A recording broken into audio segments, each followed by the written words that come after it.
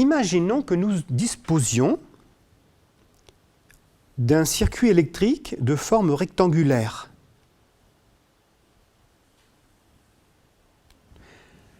Ce circuit électrique, nous le plongeons dans un champ magnétique variable B de t, orthogonal à sa surface, et nous allons considérer deux cas possibles. Soit le champ magnétique augmente, soit le champ magnétique diminue. Le circuit est fermé.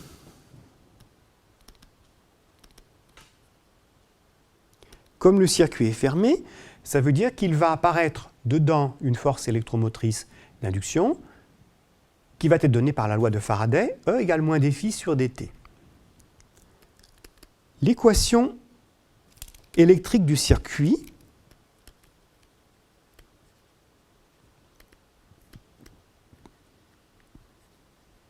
est très simple, c'est RI moins E égale 0, mais E c'est moins dφ sur dt. Donc on va écrire RI plus dφ sur dt égale 0.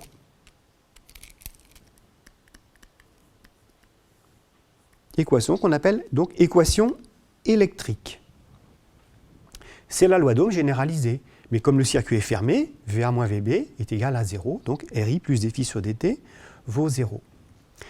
Alors, pour calculer le flux phi, eh bien, il faut forcément que nous orientions le circuit dans un sens arbitraire. Nous allons choisir ce sens-là pour l'orienter.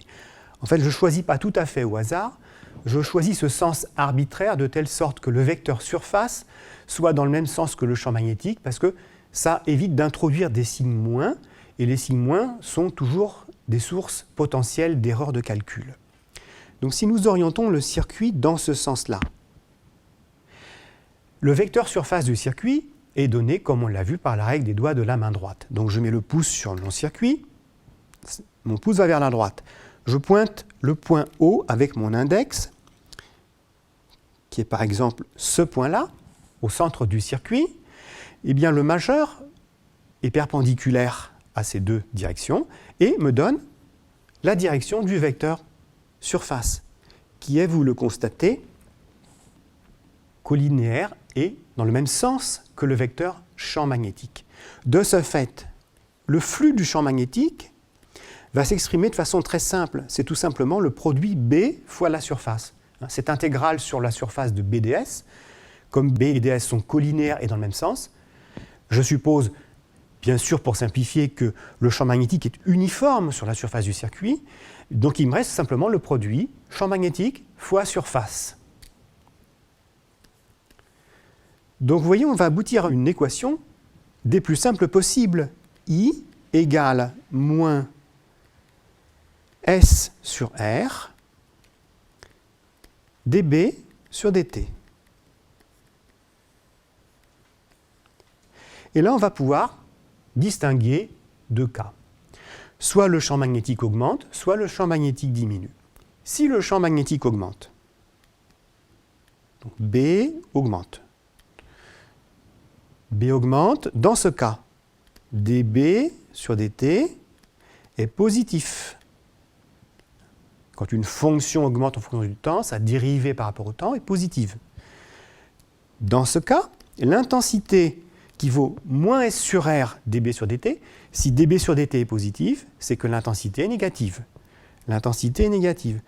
Donc c'est que l'intensité va dans le sens opposé à l'orientation du contour que j'ai choisi de façon arbitraire. Ou presque arbitraire, puisque j'ai souhaité que le vecteur surface du circuit soit dans le même sens que le champ magnétique. Donc dans ce cas-là, si dB sur dt est positif, I est négatif. Ça veut dire que le courant va vers la gauche, dans ce sens-là. Ce courant, il va provoquer l'apparition d'un champ magnétique induit.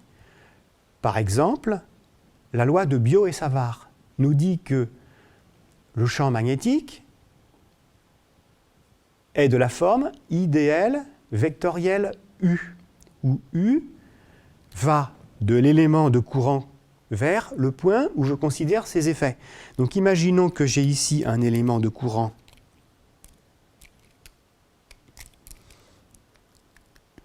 I, je considère ces effets au point O.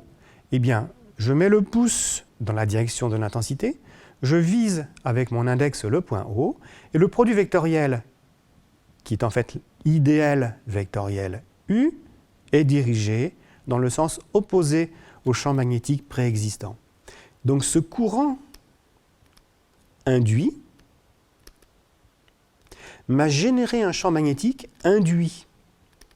Et vous voyez que ce champ magnétique induit, il est opposé au champ magnétique préexistant. C'était tout à fait prévisible. C'est la loi de Lenz. La loi de Lenz me dit que l'origine du courant induit, c'est un champ magnétique qui augmente. Eh bien, le circuit réagit de telle sorte qu'il modère cette augmentation du champ magnétique. Eh bien, pour modérer cette augmentation, il faut que le circuit crée un champ magnétique qui s'y oppose. Donc, il faut que le circuit crée un courant induit qui va générer un champ magnétique opposé à la direction du champ magnétique préexistant. Donc, nous retrouvons ici la loi de Lenz. Deuxième cas possible, le champ magnétique diminue. On va se placer en ce point O'. Si le champ magnétique diminue, c'est que dB sur dt est négatif. La dérivée est négative. Cette fois-ci, le courant est positif.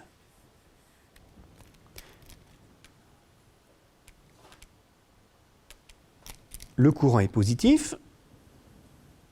Il est dirigé dans ce sens-là. Eh bien, voyons ce qui se passe. La loi de Biot et Savart me permet d'orienter le champ magnétique induit. Il est en IDL vectoriel U, comme on l'a vu précédemment. IDL vectoriel U, U pointe de l'élément de courant vers le point O'.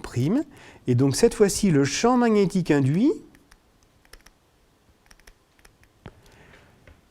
est dans le même sens que le champ magnétique préexistant. Nous retrouvons la loi de Lenz. En effet, le champ magnétique préexistant a diminué. Donc le circuit a réagi pour modérer cette diminution. Donc il a réagi en provoquant l'apparition d'un champ magnétique induit qui va s'opposer à cette diminution, donc dans le même sens que le champ préexistant.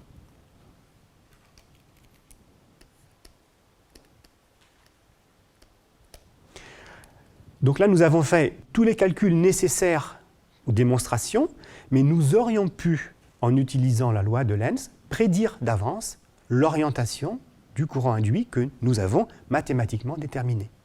À titre d'exemple, nous allons choisir, pour illustrer notre propos, le problème des lignes à haute tension que l'on trouve se promener sur des très grandes distances, notamment dans des pays comme le Canada. L'induction magnétique est d'autant plus importante que la surface du circuit, on l'a vu, est grande.